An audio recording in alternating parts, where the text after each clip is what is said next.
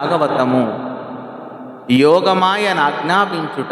ఆ సమయములో విష్ణురూపుడైన హరి తనను నమ్మిన యాదవులకు కంసుని వలన భయం కలుగుతుందని తెలిసి యోగమాయాదేవితో ఇలా అన్నాడు: గోపికా జనములు గోపాలకులునున్న పశుల మందకు బొమ్ము భద్ర నీవు, వసుదేవు భార్యలు వరుస కంసుని చేత నా కలాబడియుండనందు జొరక, తలంగి రోహిణియను తరళాకి నందగోకులమందునున్నది గుణగనాట్ దేవకి కడుపున దీపించు శేషాఖ్యమైన నా తేజమీ పమరబుచ్చి నీర్పు మెరసి రోహిణీదేవి కడుపున జనుపు దేవకిని సుతుడనగుదు నంసభాగయుతుడనయ్య సోదకునందు కొలతి కంత మీద పుట్టెదీవు.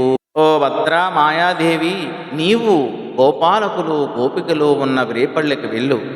వసుదేవుని భార్యలు అందరూ కంసుని చేత బందీలు అయ్యి జైలులో ఉన్నారు. కానీ రోహిణి మాత్రం నందుని గోకులంలో తలదాచుకుంది. ఆమె చక్కని గుణగణాలు కలది. దేవకీదేవి కడుపులో ఉన్న ఆదిశేషుడు అనే తేజస్సును నీవు బయటికి తీసి నేర్పుగా రోహిణీ గర్భాన ప్రవేశపెట్టు. నేను నా అంశతో దేవకికి జన్మిస్తాను. ఆ తరువాత నీవు నందుని ఇంట యశోదాదేవికి బిడ్డగా పుట్టగలవు అని ఈ పద్య భావం.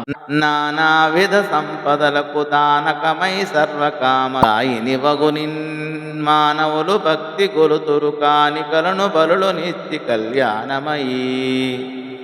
మాయాదేవి కళ్యాణమయ్యి నీవు అన్ని రకాల సంపదలకు నిలయమని, ఏ కోరికలైనా తీర్చగలవని మానవులు నిన్ను భక్తితో పూజిస్తుంటారు. నీవు కానుకలు బలులు ఇస్తారు అని ఈ పద్య భావం.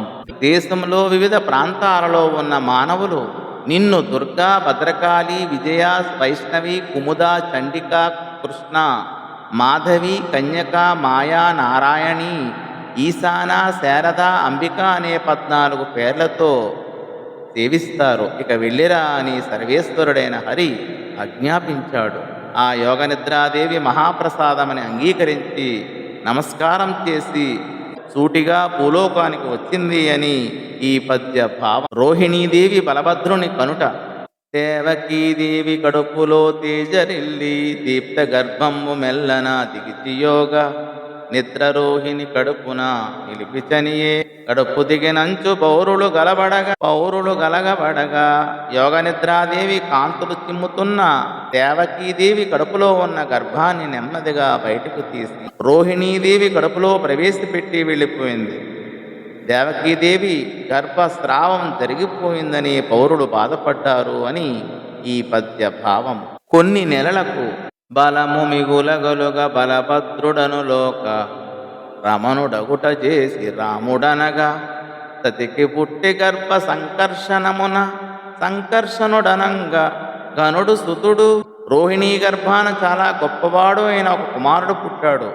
గర్భాన్ని బయటకు లాగడం ద్వారా పుట్టినవాడు కనుక సంకర్షణుడు అని, చాలా బలవంతుడు కావడం వలన బలభద్రుడు అని, అందరినీ ఆనందింప చేసేవాడు కనుక రాముడు అని అతనికి పేర్లు వచ్చాయి అని ఈ యొక్క పద్య భావము. ధన్యవాదములు.